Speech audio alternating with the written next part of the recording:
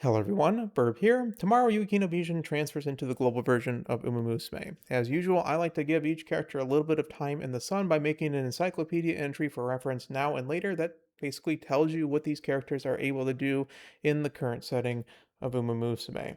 As per usual, I like to go over the banner briefly before we get right into the character. We will do that. This is a way tuned up guide to Yukino Bijin. For the banner itself, if you're a Yukino Bijin Oshi player, you have practically nothing to fear. This is a character that is very, very versatile. Now, she's not named Christmas Oguri, so she is not top meta at the moment. She won't really have a number one horse situation. However, due to her versatility, you're going to be able to run, due to her aptitude as well, pretty much every single distance and every single track, every single Champions meeting, League of Heroes. She is at least at a level that she is viable. She has very good, strong generalist skills. She is able to run those due to her aptitudes, like I said. So if you're an Oshi player, this is like a prime target for you. She's meant to be a pace chaser. She can be stretched into late surger or front runners as well. So with her versatility, I don't think you Oshi players should be scared really at all in order to pull this. So don't be getting cold feet.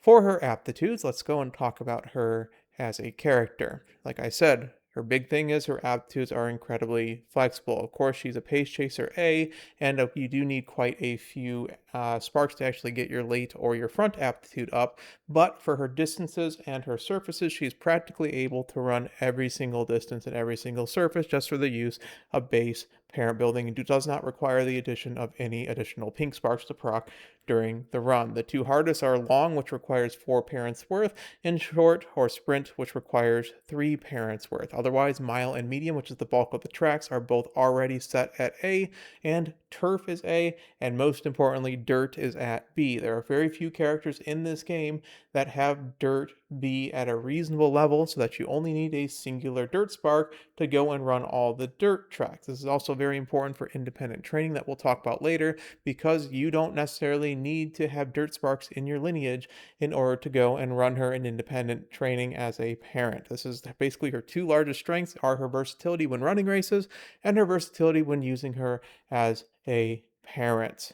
For bonuses, she has 10 speed and 20% guts. The 20% guts is not necessarily too relevant, but that 10% speed will really help in Grand Live. Of course, 20% guts is still perfectly fine, but you're probably locked to a 2-1-2 light hello deck. And because you do have that little bit extra of guts, you usually want it to be a stamina card so you can at least get that bonus guts as you are going along. This is very similar, like I said, to winning tickets that I talked about in the previous one. The 10% speed will really help you out. Otherwise, it's a little bit more difficult than those 20 speed, 10 power characters, but we can't always have everything that we want. As per usual, remember that to look at the composition of this deck, not necessarily the specific cards change based on what you're trying to do, as well as how the meta shifts over time. For her unique Snowbright Snowflight, it states simply when 3,000 or less remaining, with 3,000, try that again.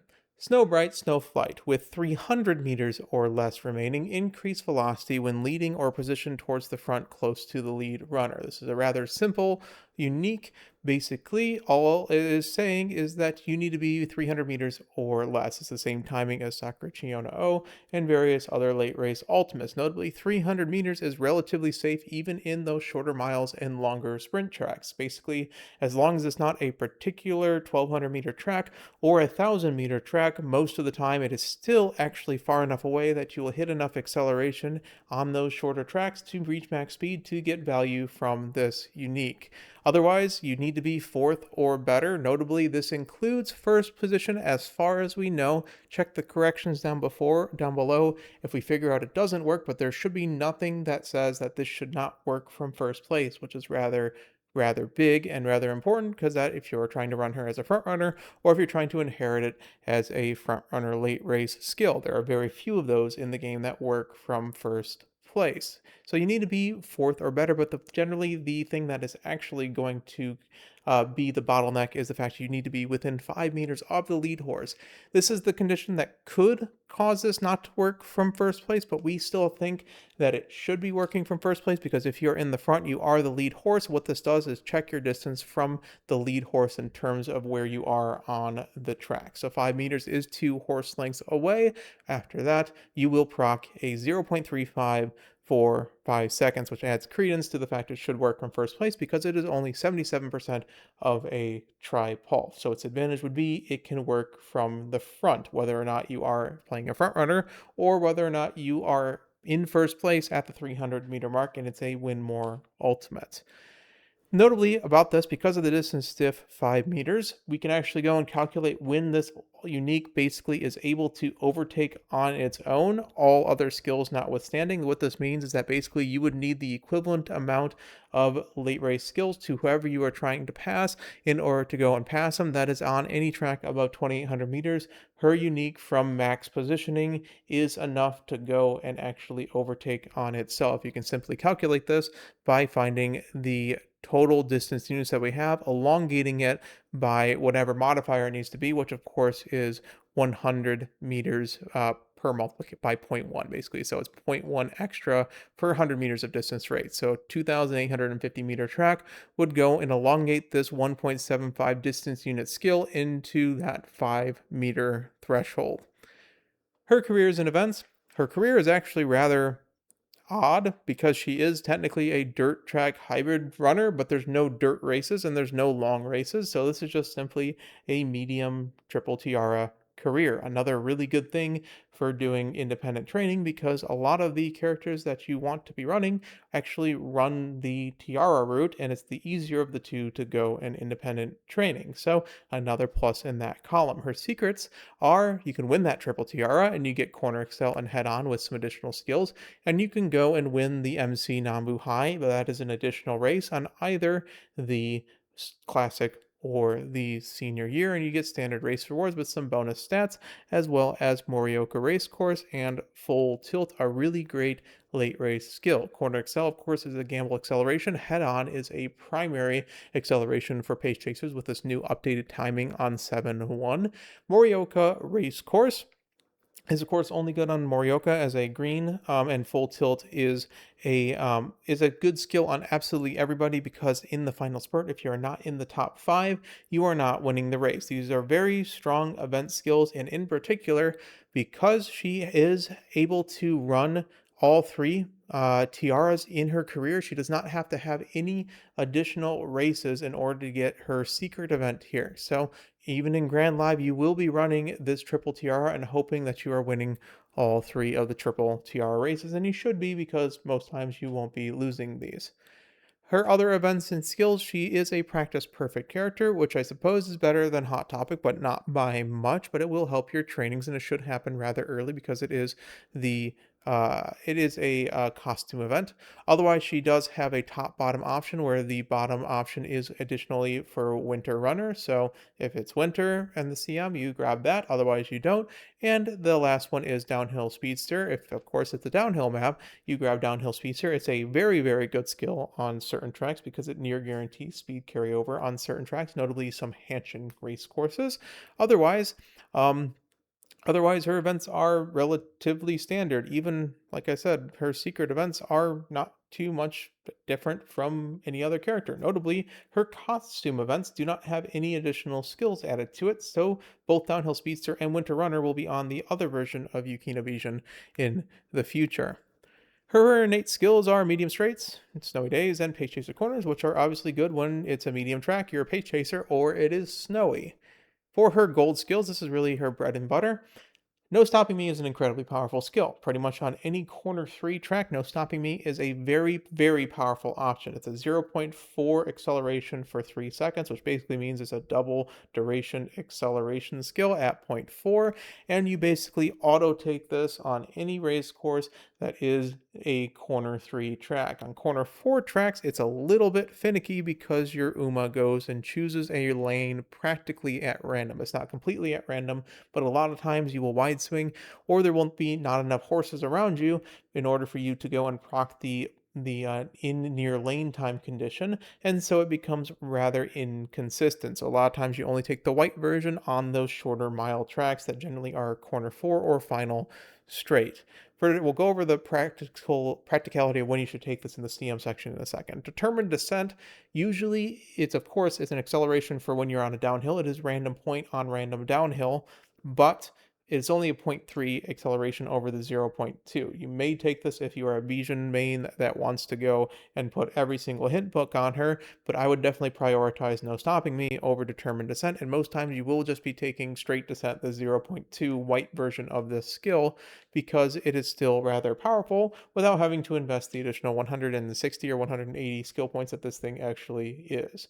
For CM viability, what you're going to find is pretty much whatever CM it is, she's rather powerful. Now, on the current dirt medium CM, not only does she actually have dirt aptitude, which is kind of the barrier to entry in this, this is a corner 3 track, so you do have access to No Stopping Me. And as a pace chaser, there is not many excels that actually go and work. So you take the head on that's in her kit, you take the No Stopping Me that's in her kit, you have all the excels that are available that you require due to her events and due to this, and that's all you really need. Notably, there is no downhill on this particular track. When you get to CM18, normally you would think these shorter tracks it wouldn't work, but Yukino Bijin Ultimate is far enough away from the spurt on this 533-meter spurt of Champions Meeting 18 that it's completely safe when you're actually going and hitting your excel. This is not really a good No Stopping Me track because the corner is prior to the spurt, rather than in this one, you notice that the spurt is prior to the final corner. This means that you will possibly wide swing, of course. If you hit in a rail, you probably will hit it, but it's not consistent enough to take to recommend, I would say. However, because there is a downhill on this particular track, there is basically a gambling acceleration that is relatively good timing. Basically, it's I would say a 1 in 3 to a 1 in 2 of being a 0.2 or a 0.3, depending on which level that you take. And having this skill makes it so that she is very viable on this map as well. Champions Meeting 19 is both. This is kind of a really good map for her. Now, this is also a really good Christmas Augury map, which is why she's not top meta, but this is basically a combination of the prior two CMs. This is a downhill track, and it's also a corner 3 track. It's a corner 3 second half, but there's still enough of a distance in between to consistently proc No Stopping Me at a timing that you would win from it. So this means that this is probably one of her best maps in that you can proc No Stopping Me and Determined Descent or Straight Descent at the same time, of course, with Downhill Speedster having a very good chance of actually going and speed carryovering. For CM20, it's the long track. Rima Keenan, pretty much anything works on pretty much any single long. Not only does her alt work at 300 meters because it's 500 meters ahead, but also, if you notice, there is plenty of time on these long tracks between the spurt and the final corner. So No Stopping Me is almost a given in terms of what you should be taking. So with this, you have the premier acceleration skill for the longs for the pace chasers. This means she's rather strong on this one as well. And really, it takes until CM21 until she becomes like slightly suspicious. And this is a sprint track, which means your aptitude is a little bit tough too. But basically, the reason why she's a little suspicious on this is one, of course, No Stopping Me doesn't necessarily work very well. This is basically the Chukio, so this is a real tough one for pretty much everyone. But the downhill stretches the entirety of the mid race, so the odds of actually it hitting are like worse than Thunderbolt Step is on mediums. So I just generally would not recommend either one of her golds. Perhaps you take Nimble Navigator as a supplement, but then at this point you're kind of just putting neck and neck on her and going from there. Even at this 400 meters, if you hit absolutely everything, there is still a chance you hit max speed because of this uphill clipping your max speed down. Remember that uphills go and lower your maximum target speed, which means you will reach it a lot faster than actually you normally would. So if you hit a 0.4 excel, you will still get at least some value from Yukino Bijin Ultimate. This is what I was kind of saying. She's a jack of all trades, even when it doesn't really work. Like, as an Oshi player, note that you have a lot more value than a lot of other characters that actually are basically blocked out of a bunch of racetracks. And that is really her strength, is being able to run in all these weird different conditions. For Affinity, her number one affinity is Almond Eye. But realistically, for now, you can basically run Daiwa Scarlet and Agnes Digital with a 31. Now, there's a couple of other characters that are in the mid-20s. What's surprising to me is Winning Ticket has a 19, and of course Manhattan Cafe is a 13.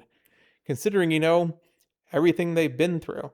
But that's besides the point. She is quite good in a lot of characters, and with race matching, your affinity doesn't necessarily matter too much from the difference extra 10. It's kind of like a nice bonus, but with Agnes Digital being such a good backliner parent, especially when trying to rope in Umastan, this is really, really good when you're trying to go and build parents for her and build her using parents in independent training. And with independent training, this is her last major strength. Like I said, in the independent training, the actual numbers are not completely known, but we pretty much know that you can't really lose with the Dirt B unless you're running more than 3 races, really. Um, it's very, very, very unlikely. So, pretty much if you look at this, every single race that you're doing, except for the Arima Keenan, the Tenno Show Spring, and the Sprinter Stakes, pretty much every other race you're doing in the turf and dirt mile medium rotation, or rather the one that most people are doing independent trainings, it you're going to be able to win all of them. You're going to be basically popping out 28 of 28s and 27 of 28s consistently. And she is very, very easy and very, very good in independent training for this reason. Haven't really talked about it too much. There will be videos in the future on it, but just know that if you prop her into the standard 28 race schedule that's been going around, she will win pretty much every single race due to her aptitudes without any help, honestly, from any other ones of her parents. Okay. So, very good parent, like I said, in conclusion, very good parent, very good runner, not top meta, of course. What you really should be asking yourself are the important questions. Is she cool? Is she versatile? Can she run it? Is her hair short? Can she win? Should you be pulling for Oshi? And I think if you asked her, the answer to all of these questions would, of course, be yepers. Take care, everyone. Burb out.